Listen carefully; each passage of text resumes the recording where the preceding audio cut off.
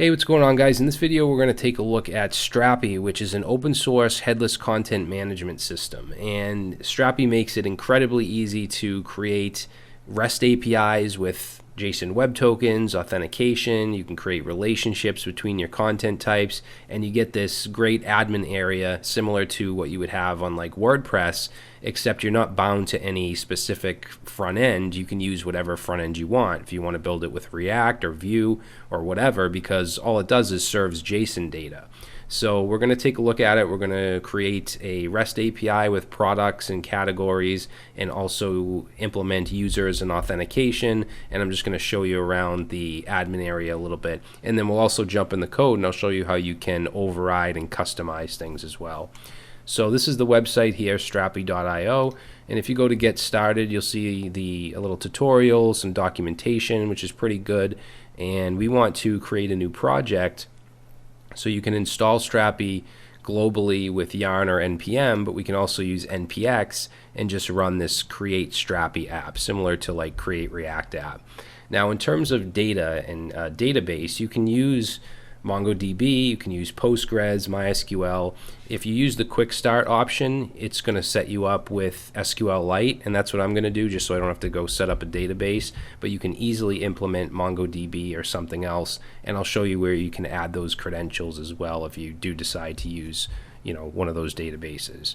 So we're going to go ahead and jump into VS Code, and I just have an empty folder here, and I'm going to run npx create Strapi app, and then we would put a folder where we want this to go. I want it to go in this folder, so I'll just put a dot and then -- quick start, and that should just set everything up for us. And as soon as this is done, it should open up a new window where it asks us to create an admin user for our admin area.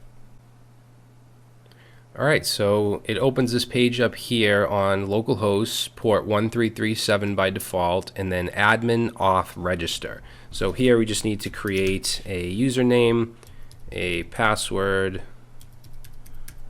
and an email.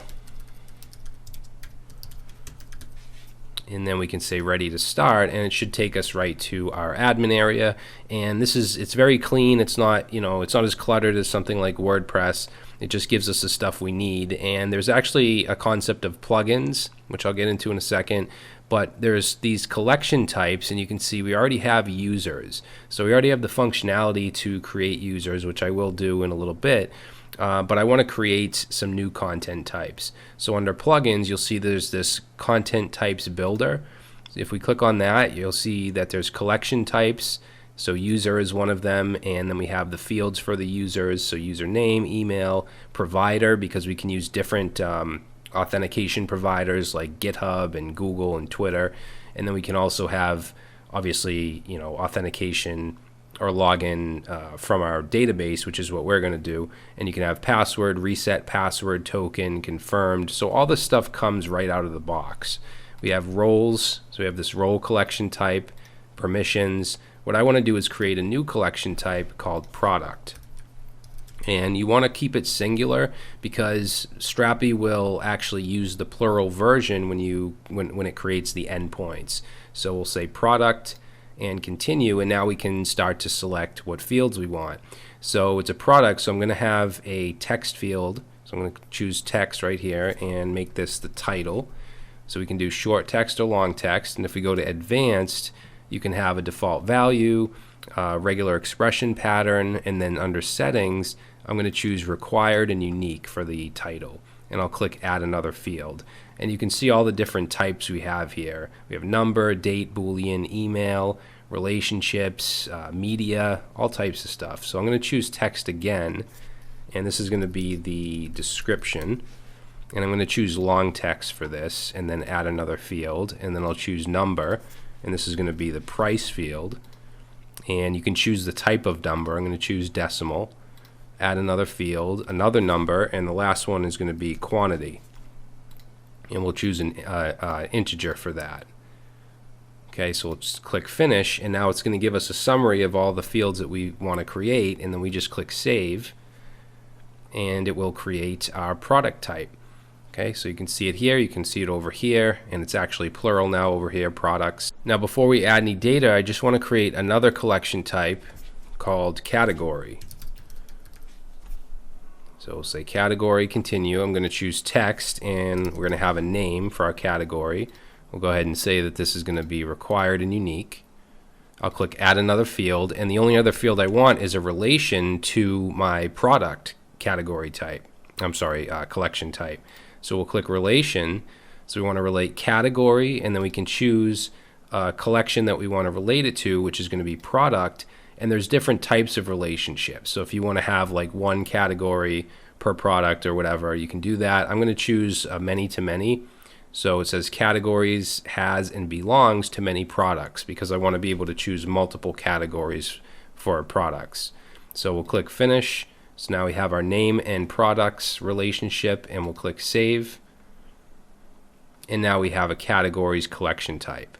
So let's go over here to categories, and this is where we can actually add our data. So just like you would in something like WordPress, where you would create posts or whatever the content type is.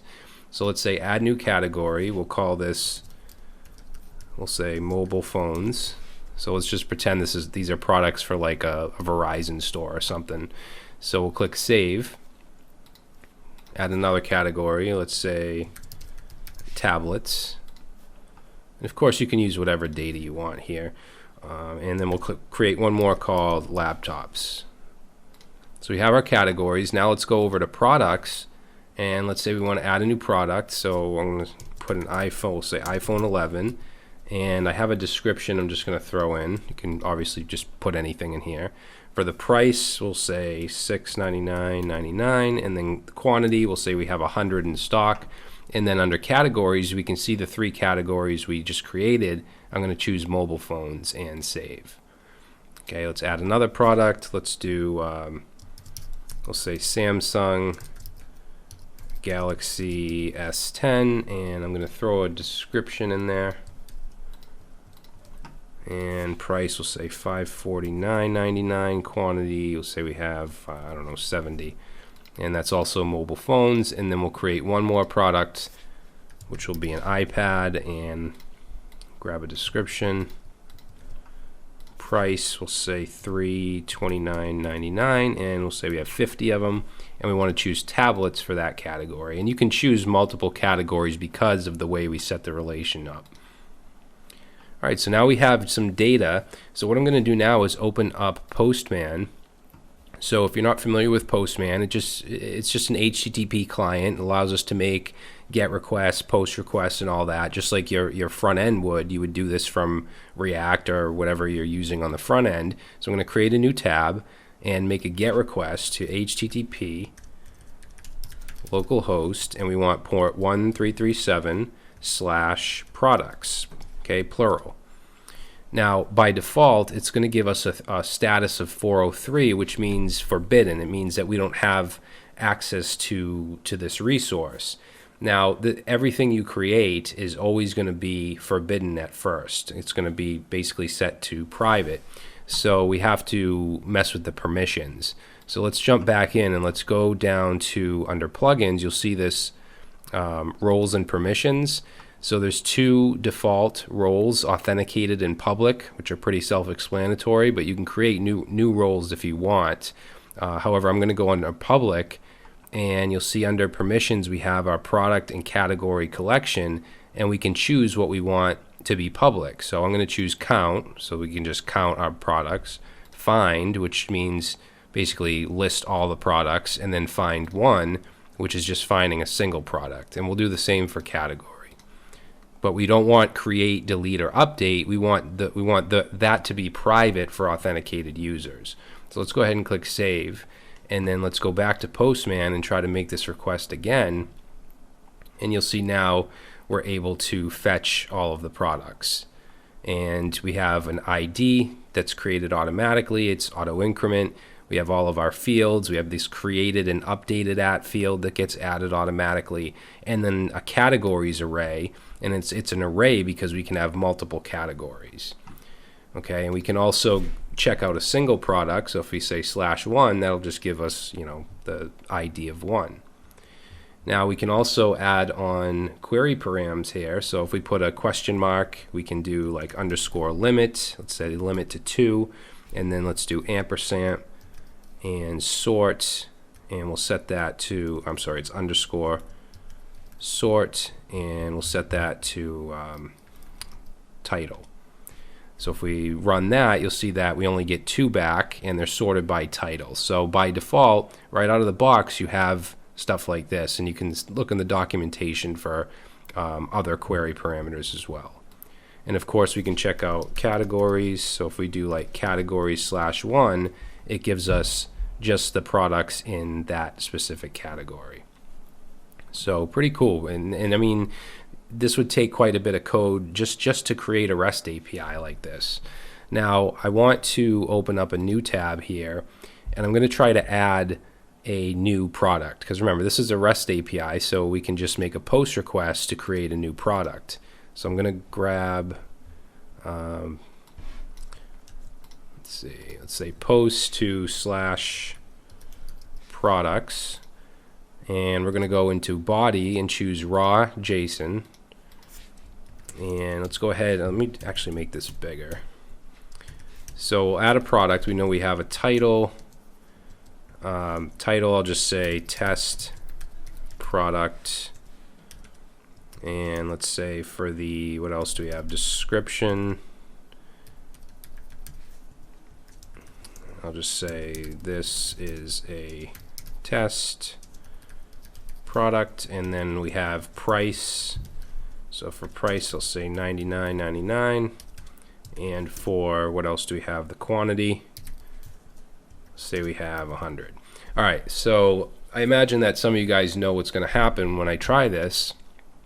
We're going to get 403 back because we didn't set a permission for this to make a post request. Because when we make a post request, it's running the create method. So let's go back into our admin area here, and we're going to need a user. So if we go to users, we could say add new user. We'll just call this user Sam. And email, we'll just say sam@gmail.com. Password, we'll do 1 through 6. And we want to confirm the user, because you can actually have a flag for confirmed if you want to have like an email confirmation or whatever. There's also a blocked option as well. And then for role, we can choose one of our 2 roles. I'm going to choose authenticated so that they can access things like create. Now, just doing that, it's still not going to work, because we have to go to our roles and permissions, and under authenticated we want to go down, and I'm going to choose select all for both product and category, so we can do all of this stuff as an authenticated user. So we'll save that, and now we should be all set. Now, in order to basically log in, because if I send this again, we still get 403, because the way this works is we use a JSON web token. So we have to open another tab and make a post request to, let's say, 1337/auth and then /local. Okay, because we're using a local strategy. We're not using something like GitHub or Twitter or something to log in. We're using local database fields. So under body, we want to send raw JSON. And what we want to send is an object with an identifier. And this identifier can be either the username or the email. I'll just put in Sam, which is our username, and then the password. And I'm going to put in a password that's wrong first. We'll do 1 through 7. And we get back a 400 bad request. And you can see we have an array of messages, and one of those is identifier or password is invalid. Okay, so I mean, you can format that, you can use this in your front end to display this in an alert, or you can actually edit the code if you want to change error messages and stuff like that. But let's go ahead and log in with the correct credentials, and what we get back is an object with a JSON web token, and then also some user data. So I'm going to grab the JSON web token, and obviously you would do this in your application. You would probably save this to cookies or local storage or whatever, and then you would send it along when you want to make a request to a protected route, such as this products create products. So what we need to do is just in Postman we can set the authorization bearer token. I already have something in here. Let me get rid of that and paste that new token in. And now if I send, we get a 200 response back, and it just gives us our object. Okay, so it gives us the product we created. Now if we go back to make a GET request to /products, we should see right here, we see our new test product. And if we go back to our admin area to products, we should see it here as well. And we can even edit it. We can add a category to it. Put this in laptops. We can change some fields here if we want. We can save it. Okay, so I mean, everything we're doing in Postman, obviously you would do that through your front end, whatever that might be. So there's a ton of functionality just right out of the box. There's even a media library, so for images and video and stuff like that. There's a marketplace with other plugins. You can implement GraphQL. So lots of capabilities here right out of the box. Now, what I'd like to do next is just kind of look at the code a little bit. So if we jump into VS Code, I mean, we've basically created this API with authentication and sorting and all that without writing one line of code. So if we go over here, we have some just basic config and stuff like that. If we take a look at the package.json, we have Strapi along with a bunch of Strapi plugins and utilities. Now, if you stop the server and you want to run it again, you can run npm run Strapi develop, and that will run your development server. And then you can build it out with Strapi build. You have your public folder here, which just has an uploads folder in it for any images or anything like that. And you can put your front-end application in there. And then as far as the database goes, if we go to config, you have this environments folder with 3 different environments: development, production, and staging. And you can set different variables and different databases for different environments. So for instance, my development environment, if I look at database.json, you can see I'm using SQLite. So that's where all my data is getting saved right now. Now under production, if you go to database.json, you have some other fields like host, port, username, database. So if you were to use something like MongoDB, you would change this client here and you would put in your credentials. And all that stuff is in the documentation, but this is where you would set your database. And you can even have a staging environment as well. So that's the config. I would say the most important folder here is the API folder, because this is everything that we just did. You can see we have category and product. And in each of these folders, we have a config folder with routes. So you can see all of our routes. So a GET request to products. This will run product.find as a handler. Okay, so it'll call a controller method find, which then calls the service find, which I'll show you in a second, and it will fetch the data as you saw. So we just have all of our routes here. If we go to controllers, you can see it's completely empty here, but you can basically override certain methods, and there's even a link here you can follow to customize your controllers. But just to give you a quick example, if we want to override our find method, we could do async find. Oops, I don't know why it does this. We can say async find, and then this takes in a context, and then let's say we want to get our products. So we'll say const products, and then let's await, because this returns a promise, Strapi dot services dot, and then product, because that's the name of our content type that we want to fetch, and then dot find, and then you pass in the context dot query. So that should get us our products, and then we can map through those. So let's say return. We'll say return products dot map, and we want to say for each product, let's just say that we wanted to return just the title. So we could say we don't even need this. We'll just say return the product dot title. All right, and I'll do a console log just so you can see that this is running. We'll just say 1, 2, 3. So if I go ahead and save this and I make a GET request to products, that's going to call find. So if I send, you'll see now we're only getting back the title of each product because I overrode the product controller, and you'll see it console logged 1, 2, 3 down here. So it's pretty easy to override these methods. Now I'm going to just get rid of this because I don't want to keep that, but I just wanted to show you.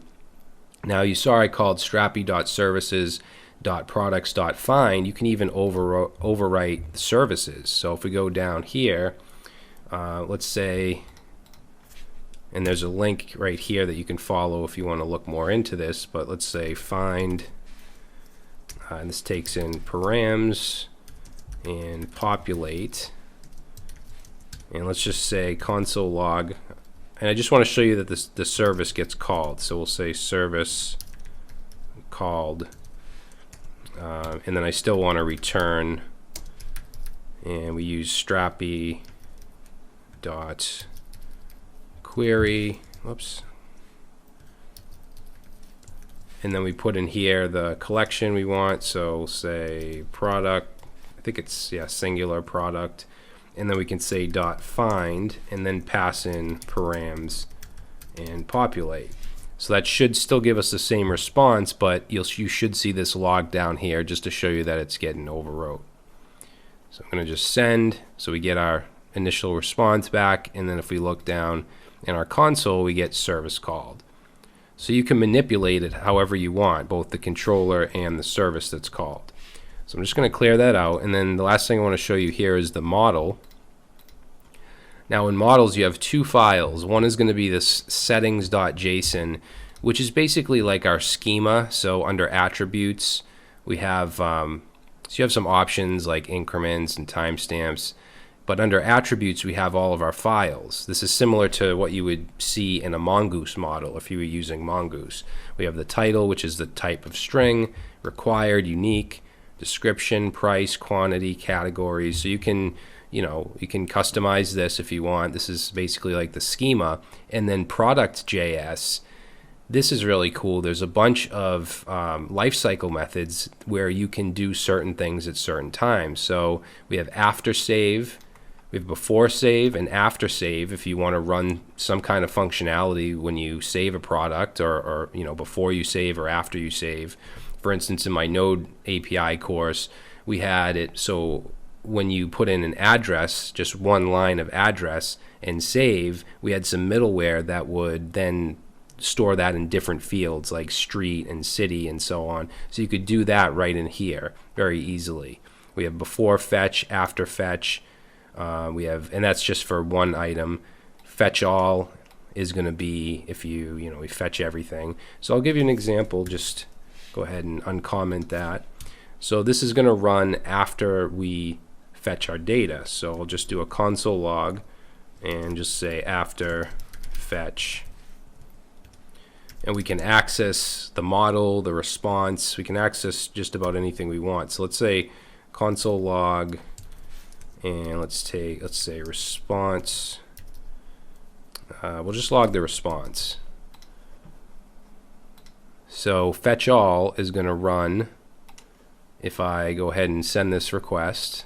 So I just fetch all, and now if I go back down here, you're going to see the response that I logged, which is just all the data.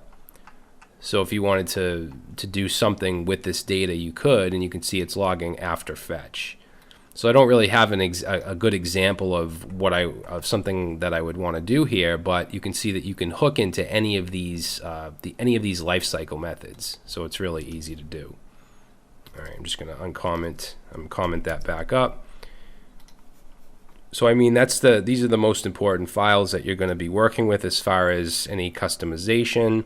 But yeah, so I think that's a good overview of Strapi. Obviously, there's more to it. You want to check out the documentation. But I know sometimes I make videos on technologies and then they're never heard from again by me. But this is definitely something I'll be using in the future. I'll probably be using in courses because I tend to feel like I'm repeating myself when I have to keep creating just a REST API with Node and Express. So this will make things a lot easier. But that's it, guys. Thanks for watching, and plan on having some more content in the future using Strapi. Maybe we'll create a full stack app with, Vue or React on the front end. But that's it. Thanks for watching, and I'll see you next time.